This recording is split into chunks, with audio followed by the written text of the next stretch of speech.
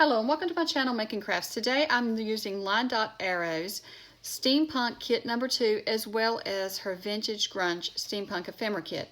And so the first kit I'm going to show you is the Vintage Grunge Steampunk Kit, and it has several pages of just tags and different ephemera that you can use in your Steampunk Journal. And so then this kit, the next one, is the Steampunk Journal Kit number 2. And she has a number 1 as well, but this is number 2 that I've decided to use. And it has several pages of labels and tags and different ephemera and tabs. And then it has 5 sheets of journal pages. So here are the pages that's in this kit. Getting started on my steampunk journal today, and I want to go ahead and start making a few pieces for it. So the first project is going to be a layered geared pocket, like little tuck spot. And so I'm going to show you how I've made different parts for this pocket, and I'll show you how to make the pocket. So the first piece I want to show you how I made was the gear, and I just cut this out on my Silhouette Cameo, but there are dies and different things you could get to cut out the gears. But for me, since I had my Cameo and I already had a file downloaded that was for gears, that's what I'm using. So what I did was I cut it out of 110-pound cardstock, and I cut each gear out twice. And so then, after I cut the gear out, I get both gears out, then I glued them together to make it thicker because I wanted my gear to be fairly sturdy. And so then I went ahead and started painting it, and I'll show you. This is a dark brown. So I'll show you how I did that. Let me turn all these over because I went ahead and painted one side so this will move faster. So I am using burnt umber, the apple barrel burnt umber, and I think this is the matte. So I'm using that one to paint my gear. And so I'm just using this little stipple brush, I think is what you call it, and it's just got really rough bristles, and I'm just taking and just dabbing on the paint. And so I'm just wanting to give it some texture, so I'm not painting like this since I want the texture. You could if that's how you want it, but I kind of want an old gear kind of look, kind of textured up, so that maybe it's kind of old and been used. And so I'm starting with the browns, and then I will just paint the whole thing like that. And I'll come back to this. I'm just going to turn it over and show you the next step. So after I paint the brown, then I'm coming in with some bronze metallic paint. And so with that, I'm just going to stipple it on too, just dabbing it on and just giving that kind of metal look to it. And you could use copper as well with this, and I think would look good. I'm just using the color that I had. I used to have some copper and I couldn't find it, so I thought, well, I will just go with the bronze, and I think that's looking good. And so we're just going to stipple it around, just adding the color. And then for this one, once I added the color, I did brush along the edges with some black paint just to give it, and I dry brushed it really. I really made sure my brush was pretty dry with the paint and it wasn't gobbed on, and then I dry brushed it with the black around the edges. And I think you could do the same thing and ink it around the edges with your ink pads. You could just put it on a sponge and ink it with your stamp pads. So that would be another way you could ink the edges and give that look to it. And I just wanted to have it so that it looked like a gear, and it was a kind of used gear, not a new shiny gear. So that's why I add a little bit more black on top once I do that. So then once that's dry, like I said, I will brush the black on top. So I'm making a few pieces to look like metal today to kind of all go together. That's going to go in my journal. And so I've got me a key cut out here, and then I've got several little gears cut out, and I've done this one. I did not glue 2 together, but I have for these glued 2 together to thicken it up since I was going to be using it.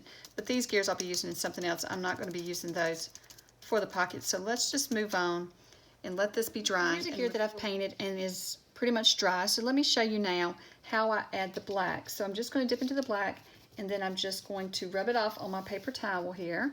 Hopefully you can see, and just kind of get me a dry brush. And then I'm just going to go around the edges and just hit it. And then this is messy, but you could use something else to wipe it off instead of your fingers. But so I'm just hitting the edges lightly so that it kind of gives that, gives it some depth, like it's a gear, and put some black on there.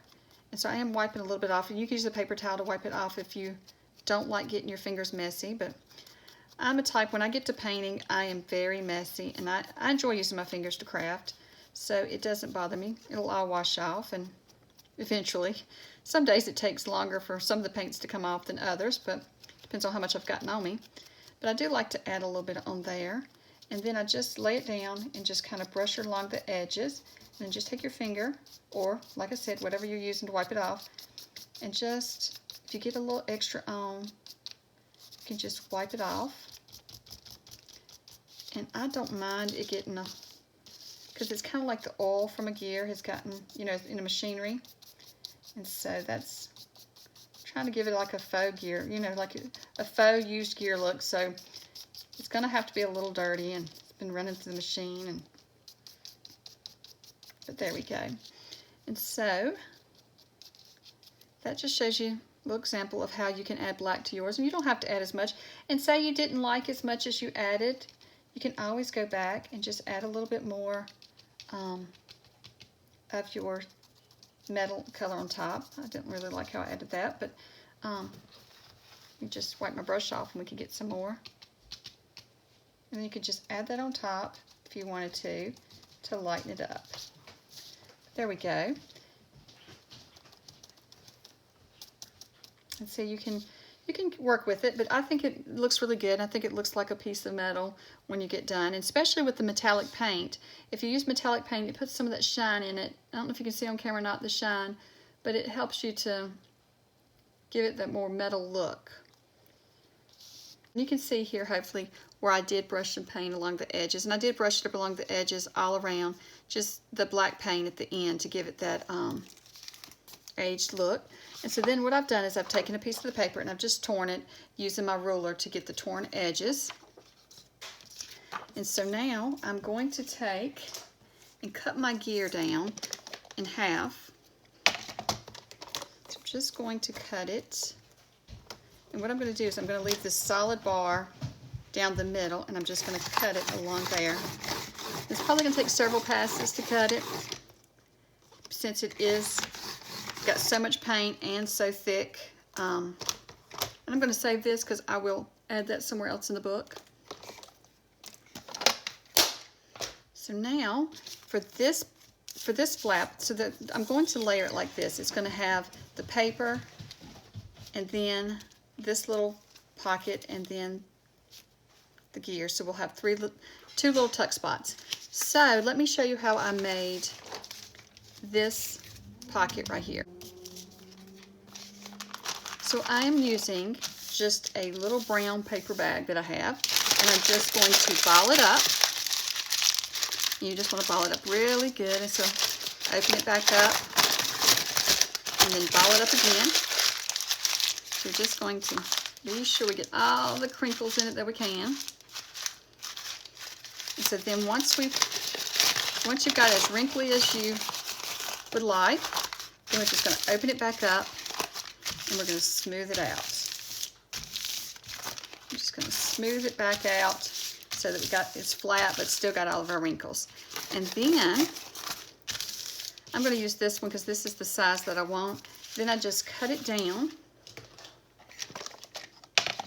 And yours will vary just depending on what size book you're making, and but you can make your pocket like this. Let's see here. So I'm just going to cut it to match. So then what I do is I just cut the end of the bag. I like how it's folded over here, and so I like that thickness, so I am just cutting off that little end of the bag.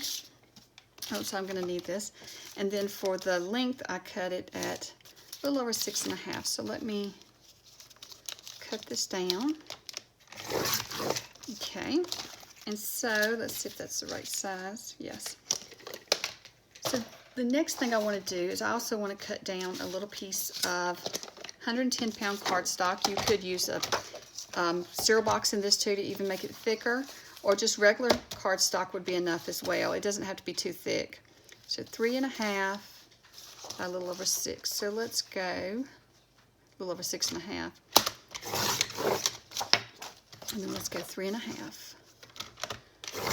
This see how that does. And so what we're going to do is, just to stiffen up this bag, we are going to take and add this inside of the bag. And let me see if I've got it short enough.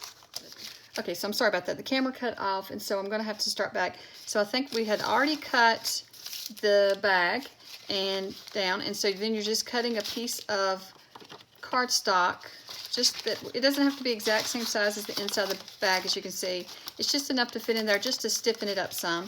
And then what I'm doing is I'm just adding some glue to the cardstock,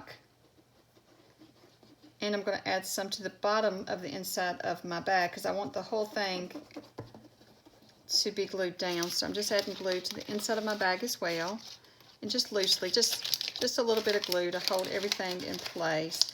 And I think this glue also helps to stiffen things up a bit. And that's what I'm trying to do, stiffen this bag up so it's not crinkly and moving when we use it as a tuck spot.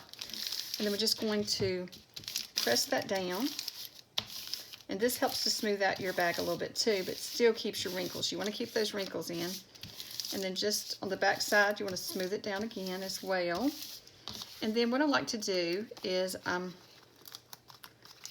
me see here, we're going to straighten, line those edges up, and then just go along here and run your glue along the inside edge, because you don't want this to open up on you. And so I'm just running right along the edge here. And then I'm going to lay that down on some scrap cardstock here. Got a glue string. So then we're just going to press that down, just closing the bag up really good, because you want to close it all up. You don't want any of it to be open. So there we give us a little textured piece to put as part of our little pocket tuck spot. So now I'm going to take and I'm going to add this to my paper. So this paper I've already torn with my ruler on all around the edges. And this pocket, I'm not sure exactly what I'm adding it to yet. I'm thinking that it's going to go on the inside cover. On the back side, the back cover is what I think this one's going to go on. So I'm not attaching it to anything yet because I have thought about it. It may have a little journal book added to it. So I haven't totally decided yet. So I am just making the actual tuck spot here, and then I will decide where it goes in the journal as I create the journal.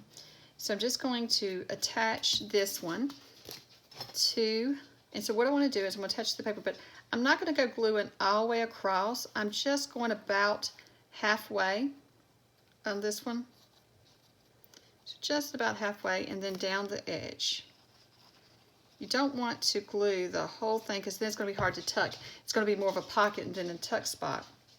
And so then I'm just going to attach it here, and I'm just centering it up. I just wanted to leave a little bit of this paper around the edge. And so then I'm just going to add it right there and press it down. And a little glue ooze out, so let me see if I can find my paper towel. It may have got covered in paint actually, so let me just rub that off real quick. There we go. All right, and so now I'm going to add the gear. So we're just going to add it like that. So for the gear, I'm just going to run along this edge here, and then into the little spoke, and then I'm just going to go over to the second spoke of it, so just a little ways over, just so it doesn't, so that it's closed up enough to be a tuck spot, but not so much that it's a pocket. So I'm just going to line it up with the paper bag pocket. So I'm just going to line that up. Oops, I got a glue string that keeps following me around. So I'm just going to line that up there. I'm wiping the glue. And so now we have your little pocket. So then you could add the little bingo card in if you wanted. Or let's see what we got here that I want to add in. So I'm thinking I will add this. And I want this one here.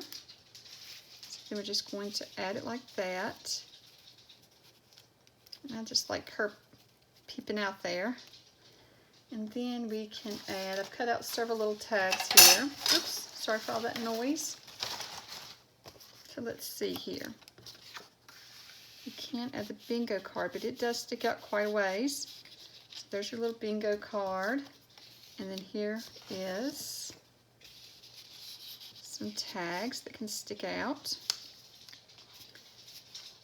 There we go. Make sure we get all this pressed down good.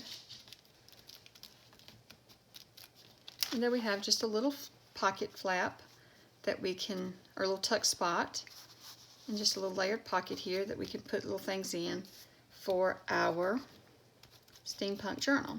So now I'm going to make another one of those pockets using the leftover gear part that we have, as well as the extra. I've already made another one of these little tuck spots out of the paper bag, and then I have some paper here. And so I've got to decide on my paper, I want this one facing this way. I'm just trying to decide for my paper. I do need to tear it down some, so let me just kind of eyeballing where I want everything. And I just want to decide where I'm going to want this. And I think I want the keys showing, so I'm going to tear it from this end. So let me find my ruler. And I want it about right there. So I'm just going to hold my ruler down and tear. And then it didn't tear exactly straight, but that's okay. I may go back and straighten it up. Let me see.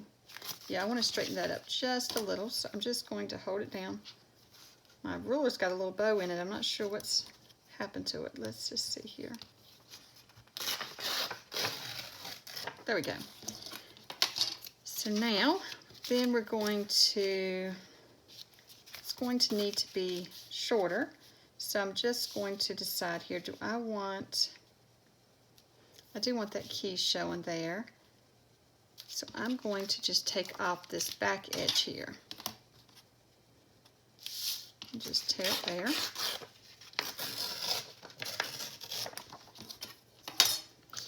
And then we're just going to add this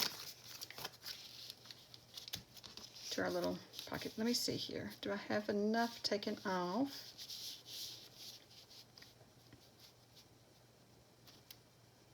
Yes, I think I'm going to take just a little bit off the front here. And still get that part of that key in, but straighten it up just a little. Okay, there we go. So now I'm just going to add this back little tuck spot in.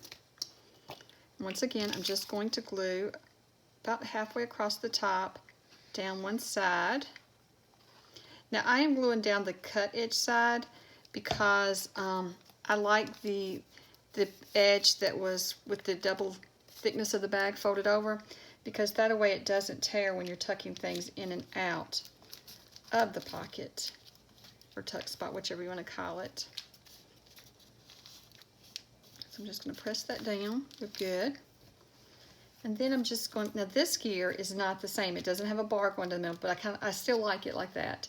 So what I'm going to do is I'm just going to add glue on the little half circle part here, just a straight line of glue. And then I'm just going to add it up here all the way to the little spoke, and then here as well. And I'm just going to attach it, just trying to center it up on the paper bag. Just get that tucked down really good. And I think this one will probably be the inside of the front cover, or I may put this on a page. I haven't totally put the whole thoughts together yet, because I haven't even started the journal yet. I'm just working on some pockets and things. So you can add a little tag there. And then, there we go. Make sure that is glued down good. And these tags are too big to go in there. I cut those out, but I don't have a lot of other things cut out yet. So let me borrow from this one, just so we can see what it's going to look like. So there you have your little tuck spaces on each one. And so this one I've got a little more narrow than this one, and I can go back and cut this one down once I make the cover if I feel like it needs to be, but I will see as I go along. I really like how these turned out, and so off camera I did make a few changes. One thing is that I went ahead and inked the edge here because I thought that it helped it to stand out better on the paper. Another thing that I did was for this one I had went ahead and glued everything over against the edge here. But this one, if you notice, in when I was making it, there was a little gap here. I left the paper, and I thought I would like that, but I didn't. So I went ahead and just sliced that off. But that's the only things that I did do off camera to change these. And so now I've just got to keep working on more things for my Steampunk Journal.